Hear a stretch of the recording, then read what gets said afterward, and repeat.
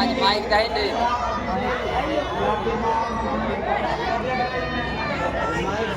Mic सटा के बोल ना। भाभी मुझे तंग मत करो, आज मेरा मूड ठीक नहीं है।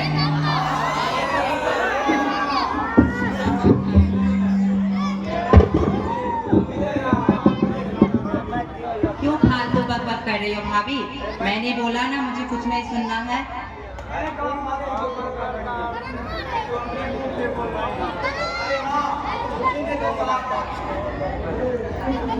क्या कहा था? किसने कहा था? अरे ऐसा ही हमारे गांव में गाना था, लड़का को देखने में भोला लगता लेकिन एकदम दबा। भाभी ज्यादा बकबक करोगी ना तो मैं यहाँ से उठकर चली जाऊंगी। अच्छा जो अब मैं उसके बारे में एक शब्द भी नहीं बोलूंगी। देखने में तो वो लड़का नहीं लगता है और बड़ा नहीं दिखता, लेकिन एक बार गाड़ी खाने में जाकर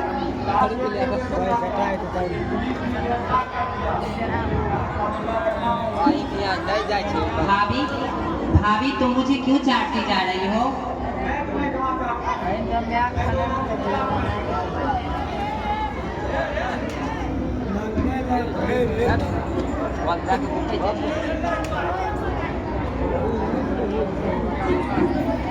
भाभी सब कुछ ठीक है ना? ठीक है, लेकिन आपकी बहना का कुछ ठीक नहीं है। क्या मतलब? अच्छा देखिए, पहले ये बताइए कि अंजू को देखने के लिए कौन कौन आ रहे हैं? अरे हाँ, मैं तो बतलाया ही भूल गया। जानते कौन? हाजी और उनके जीजाजी के की बात भी होगी। क्यों साले साहब, कैसा रहेगा?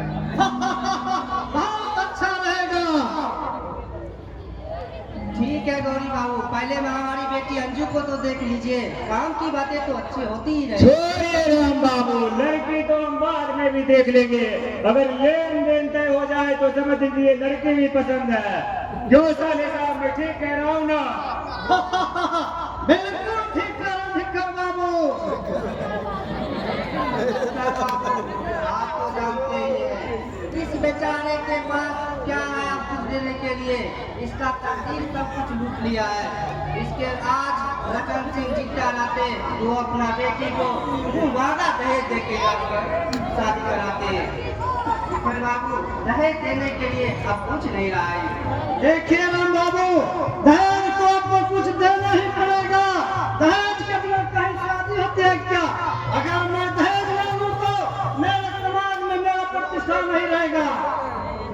गौरी बाबू दहेज के जिद छोड़ दीजिए।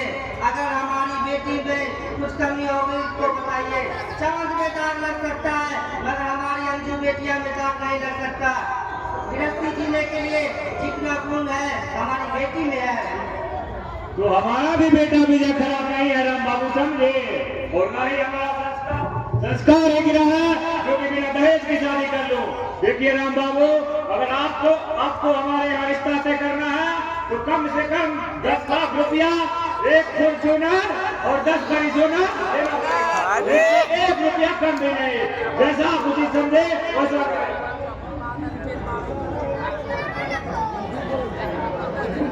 मंदिर निर्माण में कुछ न कुछ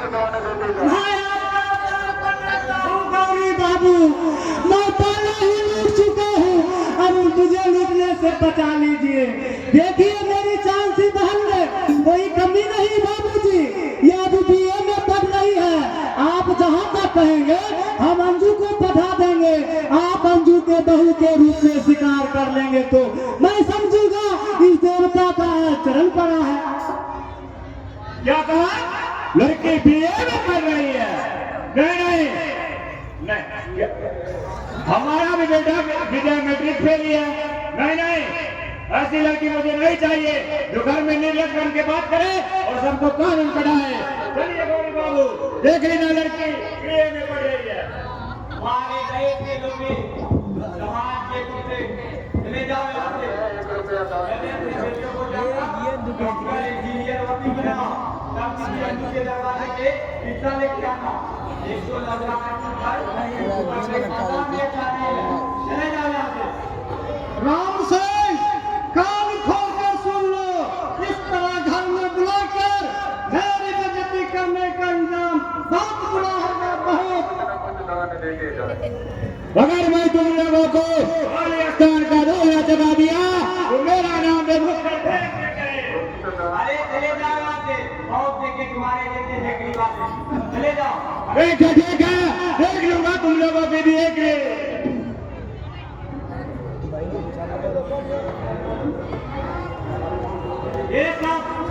ये सब काका, मेरी अंजू किसी पूरा करके ढेर नहीं है जो मैं इसे किसी कूड़ेदान में फेंक दूं। एक तो लड़का मैं नहीं पाए, ऊपर से खानदान भी अच्छा नहीं था। मैं इस खानदान में अंजू को खूब मानना बिल्कुल पसंद नहीं करूंगी। मुझे माफ कर दो बाबू, सोचा अच्छा घराना का है, लड़का पढ़ा लिखा होगा, अब उसे ऐसी लड़की नहीं होगी। अंजू हमारी बेटी भी है। तूने क्या किया काका? मैं अंजू की जिंदगी एक पल उदास देखना पसंद नहीं करूंगा।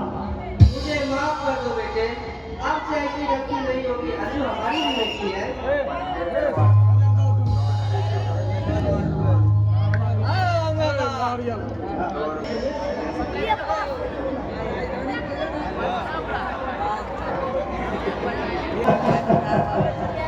अंजू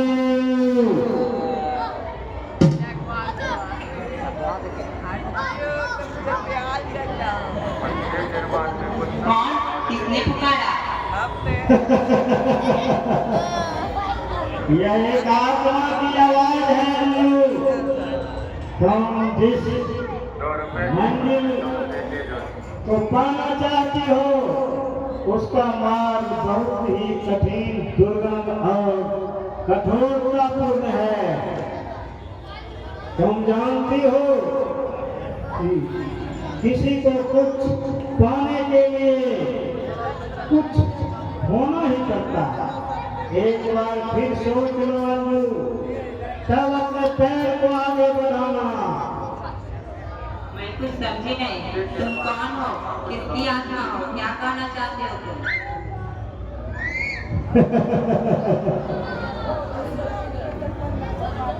आत्मा की आवाज होती है अंजू। आत्मा सिर्फ आत्मा होती है। एक आत्मा तुम जो सपना देख रही हो वह बहुत ही कुछ टेढ़ी ही है।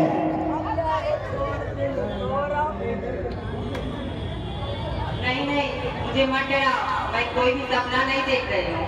मुझे परेशान करने से तुम्हें क्या मिलेगा?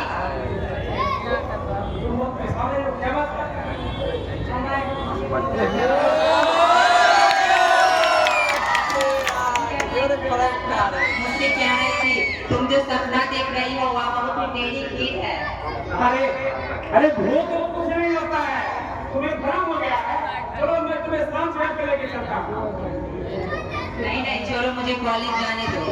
अरे छोड़ो पढ़ाई लिखाई, चलो क्या बात करते हैं। कॉलेज जाने बजवानो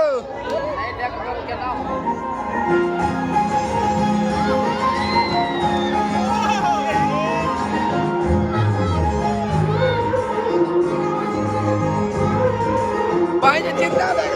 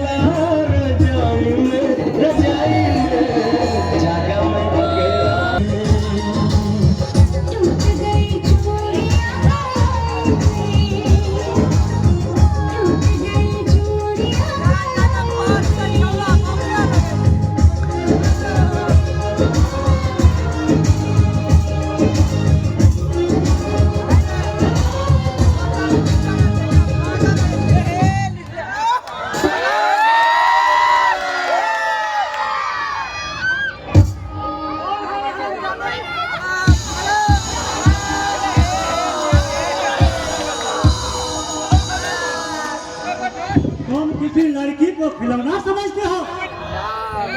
छोड़ दो इन्हें, नहीं तो मैं अपनी जान दे दूंगी। ये तुम क्या कर रही हो अंजू?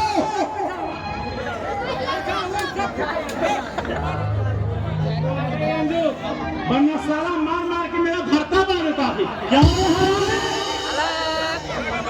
तुम मुझे गाने देगा, मैं तुम्हारा खोल के जाऊंगा। अमर, ये मेरे छोटे भैया, इनका नाम भूषण है। ये गंजिया अपने जान में है।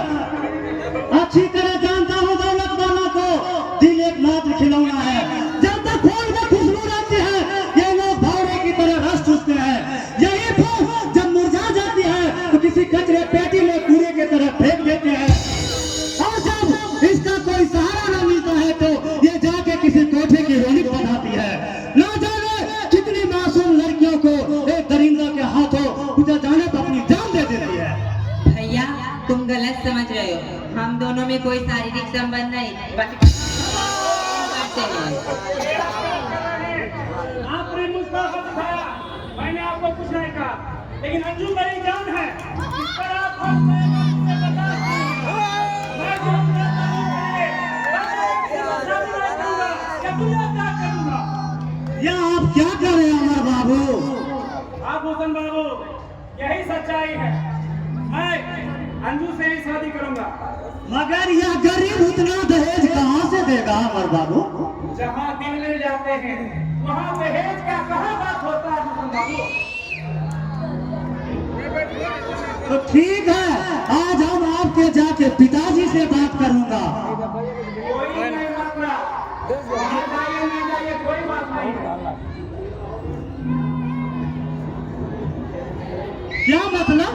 मतलब यही कि मेरे पिताजी के लिए दहेज ही सब कुछ है। उनके लिए बहू ही धन है, इसलिए वहाँ जाने से आपको कोई फायदा नहीं। फिर भी जाऊंगा, कोशिश करूंगा, हो सकता है मान जाए। ठीक है, जैसी आपकी मर्जी। मैं रोक भी तो आपको नहीं सकता हूँ भूषण बाबू। मैं आज शाम को ही जाऊंगा, जरूर जाऊंगा। चलो चलो आप लोग। अमर, तुम कितने अच्छे हो।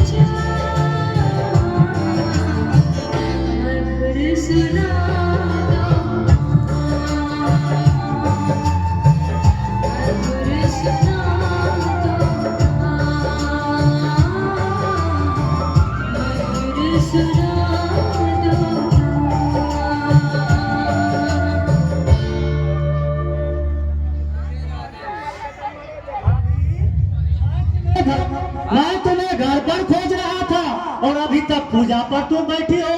अपने स्वास्थ्य पर भी ख्याल नहीं रखती, कैसी दुर्बल होती जा रही है। देखो भाभी, पहले आत्मा तब परमात्मा।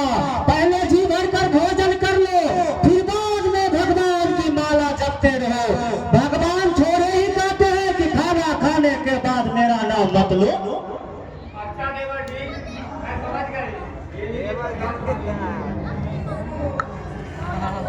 भाभी, अभी अभी तुम रो रही थी, क्या बात है? नहीं, मैं कहाँ रो रही थी, मैं तो भगवान की पूजा कर रही थी। नहीं भाभी, तुझे बताना होगा मेरी सौगंध। अगर मुझसे कोई गलती हुई है तो बोलो, मैं उसे प्रायश्चित करूंगा। नहीं देवर जी, ऐसी कोई बात नहीं है। सच सच बताना भाभी, नहीं तो मेरी आत्मा चैन से नहीं रहेगी। देवर चांद जी, यही आंसू मेरी जिंदगी है, यही आंसू मेरी सहेली है, जो जिंदगी के हर मोड़ पर मेरे साथ रहेगी। ये जो तुम्हारे सामने एक जिंदा लाश खड़ी है, उसे देखो बढ़िया से, कुछ नहीं है। अरे सर जी को सर ये पूजा छोड़ दो भाभी, इससे क्या फायदा?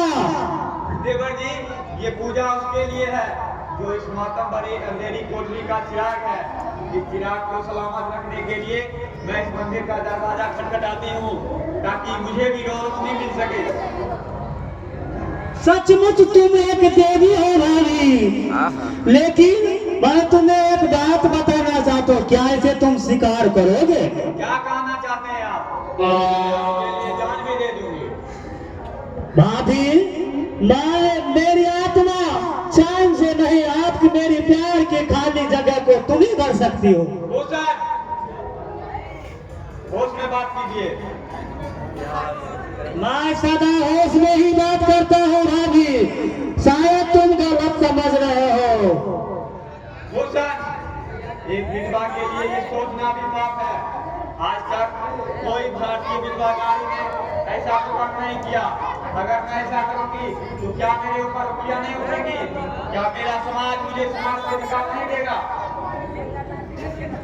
तुम्हारा समाज क्या है, मैं इसे खूब अच्छी तरह जानता हूँ भाभी।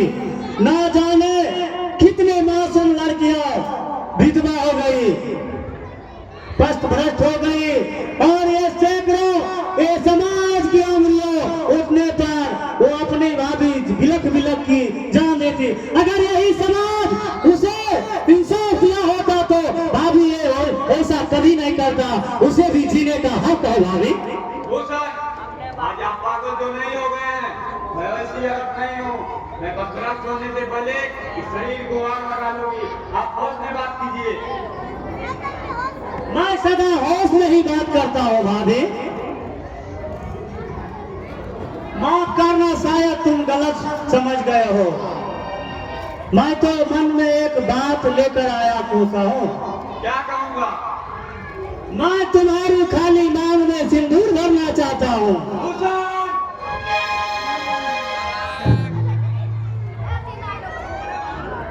मार लो भाभी, मार लो, लेकिन मुझे गलत मत समझना। मैं जानता हूँ एक भाभी का रिश्ता माँ का समान होता है, लेकिन वह कब तक एक उम्र का तकाजा होता है। लेकिन भाभी, तुम तो उम्र में हमसे भी छोटी हो। नहीं, चुप हो जाओ भूषण, चुप हो जाओ। भगवान के लिए चुप हो जाओ, नहीं तो मैं पागल हो जाऊंगी। नहीं भाभी,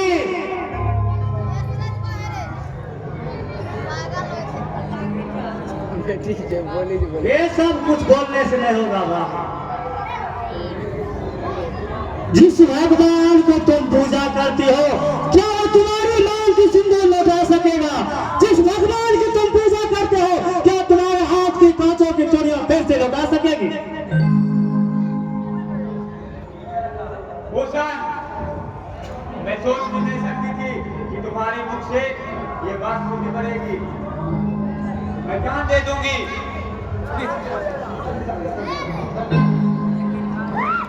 आज ना जाने कितने विधवाओं में समाज से इंसाफ मांग रही है, लेकिन उसे समाज इंसाफ के अलावे मौत देता है, सिर्फ मौत। भाभी, मैं तुम्हारी अपना बनाना चाहता हूँ। भूषण मेरी बात सुनो, रुक जाओ भूषण मेरी बात सुनो।